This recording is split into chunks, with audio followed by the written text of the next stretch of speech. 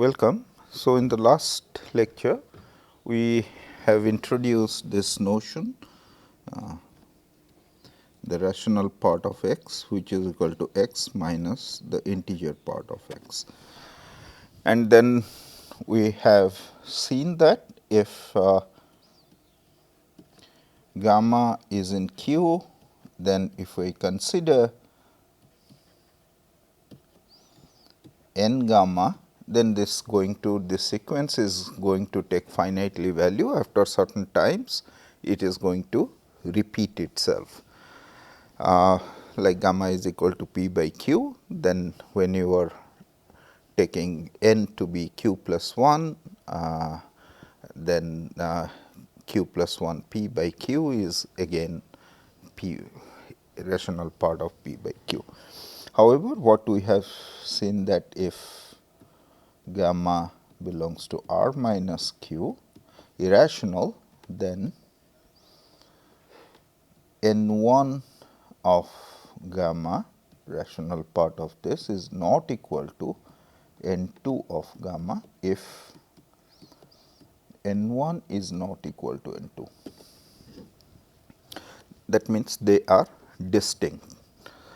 So, obviously, the sequence consists of infinitely many numbers. Now, natural question is that is it dense? Natural to ask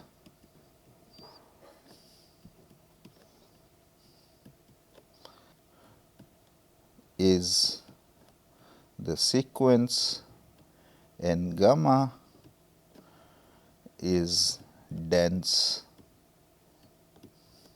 in 0 1. Okay. So, as a matter of fact, we are going to prove much more than this, and towards this let me define first what I mean by a sequence to be equidistributed. You remember that dense means if I take any open subinterval of 0 1, this is going to contain at least one element of this sequence, then it is dense. Now, what we are going to see equidistributed, that means the distribution of the sequence is kind of equally distributed in every subinterval of 0 1. So, we say that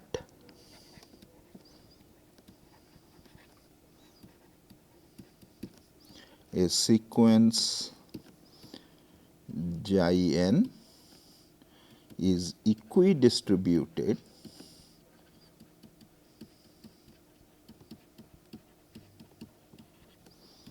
in 0 1 if I take the cardinality if of all such n such that xi n, the first capital N members of this belonging to some subinterval a b divided by capital N, then the limit n goes to infinity is equal to b minus a for every subinterval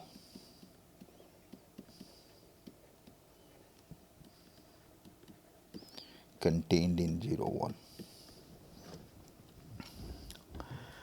So, that means if I take then the number of the elements what it is going to contain, the n going larger and larger, the divided by n is b minus of a.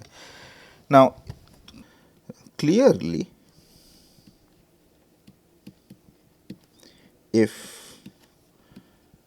xi n is equidistributed,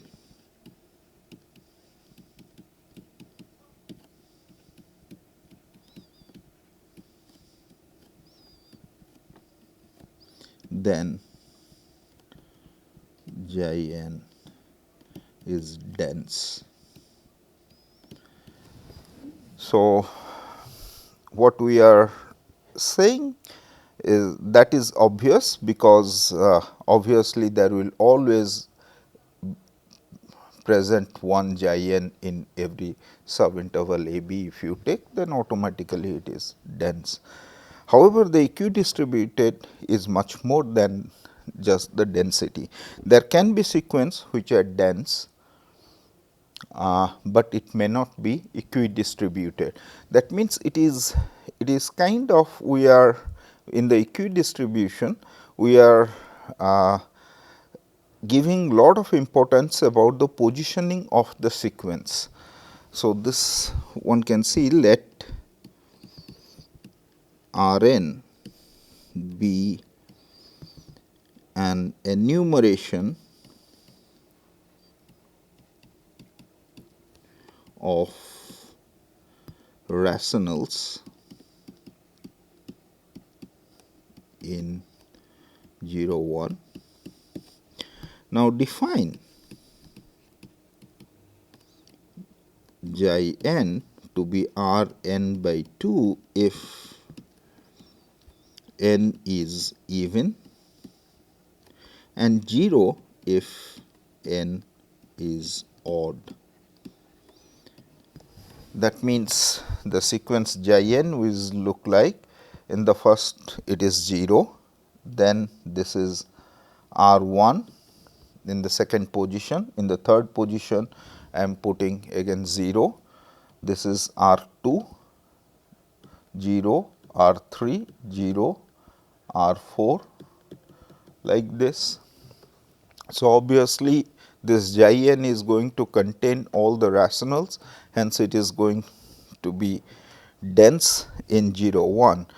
Now, let us see that whether this is equidistributed or not. Now, if I take the cardinality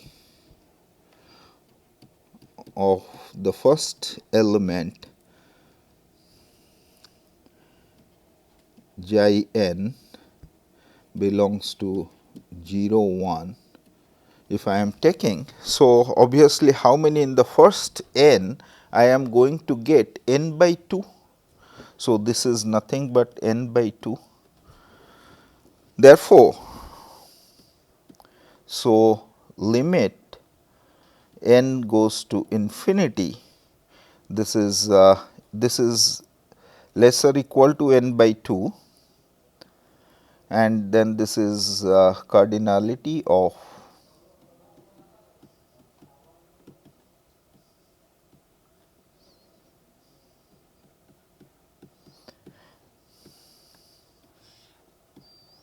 is lesser equal to half, which is strictly less than 1, because this sequence, half of the sequence is concentrated at 0, that is sequence xi n.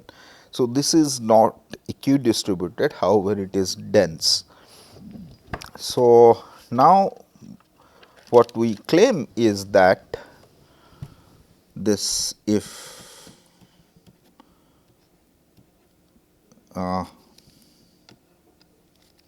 gamma belongs to R minus,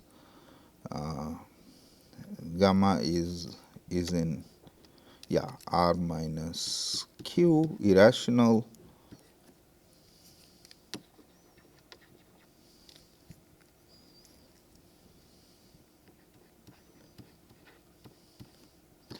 then n gamma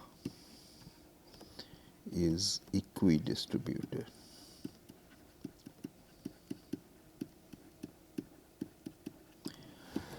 So, this we are going to prove as an application of a very beautiful and powerful characterization of equidistributed sequences by Weil. So, now what is the Weil's criterion?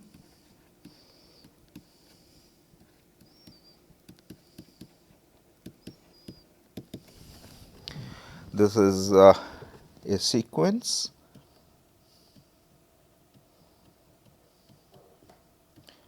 xi n is equidistributed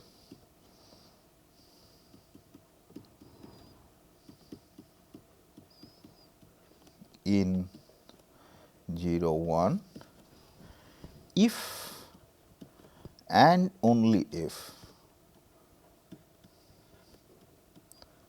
for every integer k not equal to 0, limit n goes to infinity 1 by n summation n equal to 1 to n e to the power 2 pi I k xi n, this goes to 0. So, if let us say if we assume this condition for a moment, then whether we are going to get that our sequence n gamma, this is going to be equidistributed or not. Now, look at suppose. So, by assuming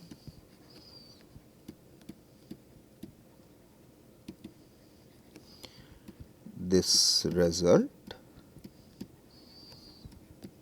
we have one can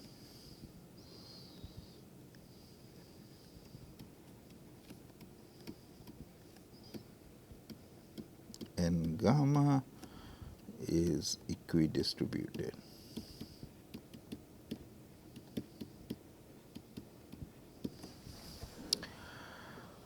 Okay.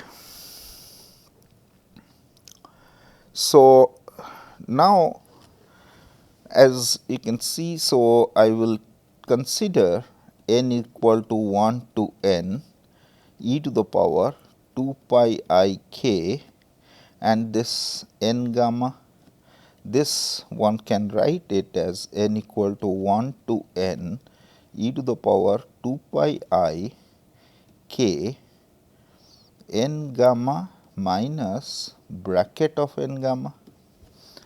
So, n gamma bracket, this is the greatest integer. So, that is going to be 1. So, this is n equal to 1 to n e to the power 2 pi I k n gamma. Now, this is a geometric sum and we can compute this. So, this in fact is e to the power 2 pi I k n plus 1 gamma minus of 1 divided by e to the power 2 pi I k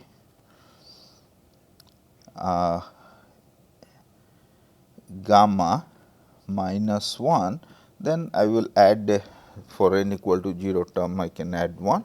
So, this is what it is going to, and remember that gamma is an irrational number. So, the denominator can never be equal to 0, denominator can never be equal to 1, and it is for a fixed k, this gamma, this for a fixed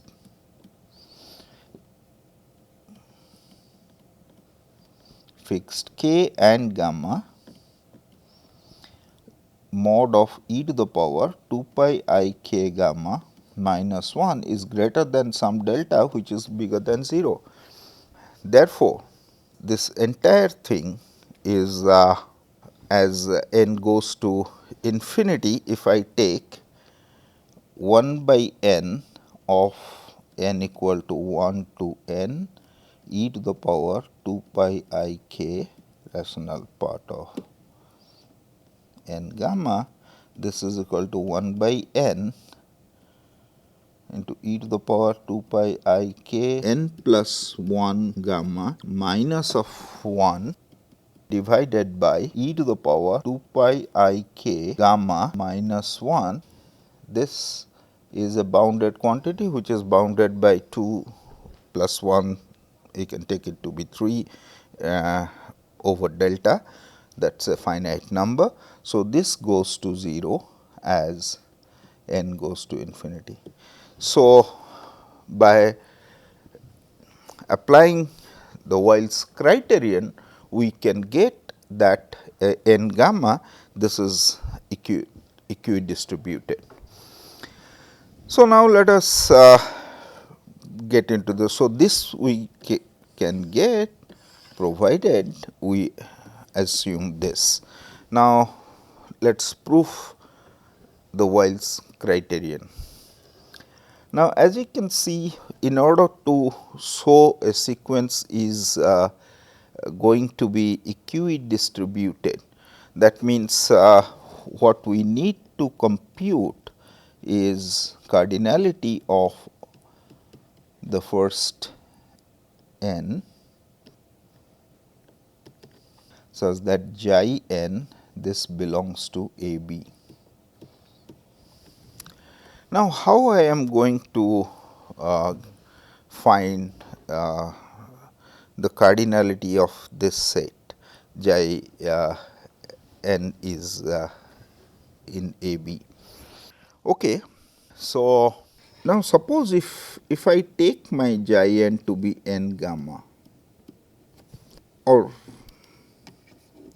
that means what we are saying, we are kind of finding this is nothing but summation n equal to 1 to n chi of A B of xi n. Now, this if this xi n is that means I have 0 1 A B. So, how many xi n's are there, that is what I am going to get in the first n, and I take the sum, that is what the cardinality is. Okay. So, we would like to show that this, so 1 by n, 1 by n, this must go to B minus of A. That means, this I can rewrite is indicator function of A B of t dt, where the indicator function or characteristic function is defined as usual process 1 if x belongs to A B and is equal to 0 otherwise. Okay. So, now we are assuming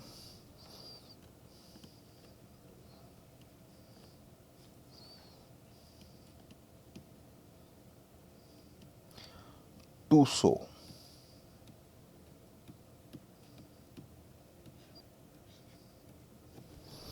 we are assuming summation over n equal to 1 to n e to the power 2 pi I k xi n 1 over n, this goes to 0 for k not equal to 0. And you can, if k is equal to 0, then you can see that 1 by n summation over n from 1 to n e to the power 2 pi I k is 0 dot xi n, this is nothing but equal to 1, that is again the integration of the constant function 1 in 0 1. Okay. So, now if let p be a polynomial,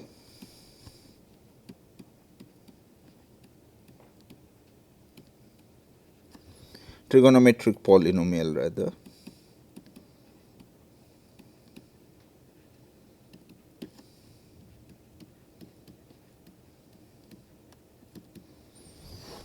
t be a trigonometric polynomial, that means p of t can be written as summation over minus m to m some alpha m e to the power 2 pi I m t, that is what one can see. So, now this is given to be 0, and you can see that integral of 0 to 1 p t dt, if we are going to take, then by the orthogonality relationship of e to the power 2 pi I m, we have seen that this is going to be equal to alpha 0, the coefficient with the constant 1, right. And that is essentially at the 0th coefficient what I am saying.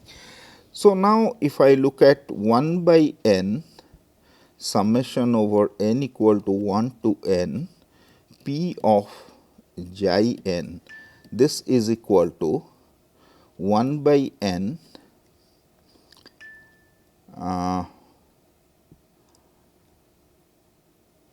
summation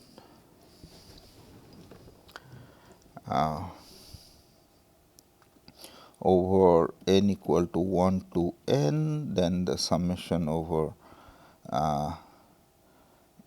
minus m to m alpha m, or rather I can change this to alpha k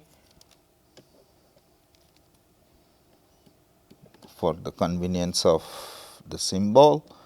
So, now this is alpha k e to the power 2 pi I k xi n. Now, this is equal to 1 over n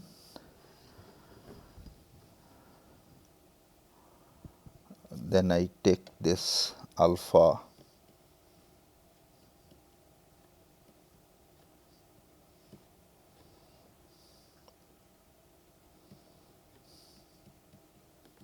n equal to 1 to n and e to the power 2 pi I k xi n, right. So, now this thing, if k is not equal to 0, then this goes to 0, and if k is equal to 0, then this goes to 1, that is what we have seen. So, now this goes to only k equal to 0 term is going to survive over here, and in which the limit will take the value 1. Therefore, this is nothing but alpha 0, which is integral over 0 to 1 p t dt. So, so far so good. Now, if we have this relationship for the polynomial, next we will prove, next step,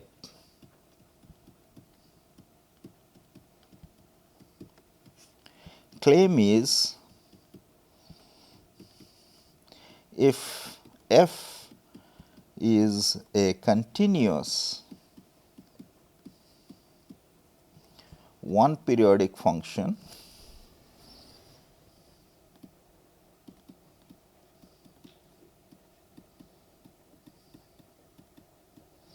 then 1 by n summation over n equal to 1 to capital N f of xi n, this converges to integral 0 to 1 f t dt. Okay, so we have this relationship holds for if f is replaced by a trigonometric polynomial. So, now we would like to prove for continuous function.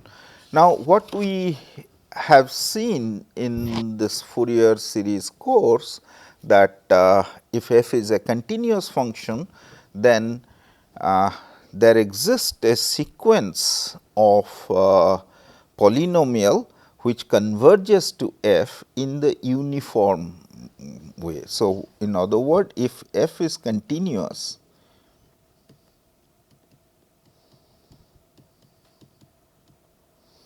one periodic, then for every epsilon positive there exists a trigonometric polynomial p such that supremum over x belongs to 0 1 mod of f of x minus p of x is less than epsilon. That is what, by the application of the Fair theorem, this is what we have done. Okay. So, now, so what we will do over here is, therefore, now you look at 1 by n summation over n from 1 to capital N p of xi n minus, or rather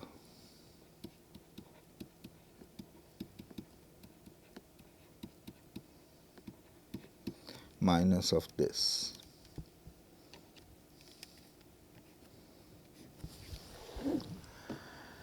So, this is going to be less or equal to 1 by n equal to 1 to capital N mod of f of xi n minus p of xi n. Now, this is less than epsilon into 1 by n into n, because supremum over this is finite. So, therefore, this is pretty small, we can control this. So, hence, what we want to look at, summation over n equal to 1 to n f of xi n minus integral over 0 to 1 f of t dt, this is less or equal to 1 by n summation n from 1 to n f of xi n minus 1 by n from 1 to n p of xi n plus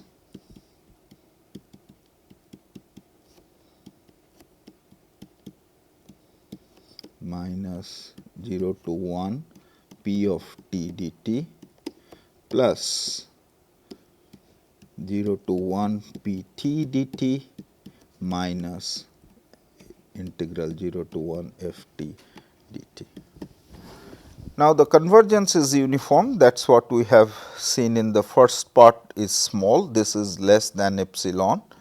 And now, this we have observed that the condition what we are assuming, that the sum of the average of the sum of e to the power 2 pi I k n, that goes to 0. So, this goes, so this is less than epsilon, and again if I push the mod inside, then what I am going to get, that this is less than epsilon. So, this is less than 3 epsilon for large n. Hence, this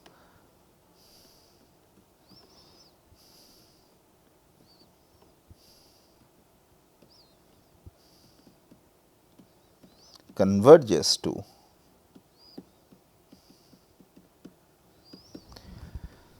that is what we have done it for a continuous function. So, I think this is a good time to stop this lecture, and in the next lecture we will see how from the continuous function this result we can derive the result for indicator function of a b. Thank you.